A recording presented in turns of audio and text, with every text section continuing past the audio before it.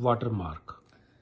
ਇੱਕ ਪਾਰਕ ਵਿੱਚ ਖਲੋਤੇ ਸਿਰ ਲੱਥੇ ਮਾਂ ਦੇ ਬੁੱਤ ਕੋਲੋਂ ਨਾਲ ਖਲੋਤੇ ਭੱਜੀ ਬਾਂਹ ਵਾਲੇ ਬੱਚੇ ਦੇ ਬੁੱਤ ਨੇ ਪੁੱਛਿਆ, ਮਾਏ, ਸਾਡੀਆਂ ਤੇ ਹਾਵਾਂ ਵਿੱਚ ਵੀ ਸਾਵਾਂ ਦਾ ਸੇਕ ਨਹੀਂ। ਬੁੱਝੇ ਨੈਣਾ ਤੇ ਲਿਖਿਆ ਕੋਈ ਜਿਉਂਦਾ ਲੇਖ ਨਹੀਂ, ਤੇ ਪਥਰੀਲੇ ਦਿਲਾਂ ਵਿੱਚ ਲੁਕਿਆ ਕਿਧਰੇ ਕੋਈ ਭੇਤ ਨਹੀਂ। ਫੇਰ ਵੀ ਕਿਉਂ ਲੋਕੀ ਸਾਨੂੰ ਸਬੂਤਾ ਵੇਖ ਨਹੀਂ ਸਕਦੇ, ਸਾਡੇ ਤੇ ਹੀ ਆਹਰ ਕਿਉਂ ਗੁੱਸਾ ਆਪਣਾ ਕੱਢਦੇ।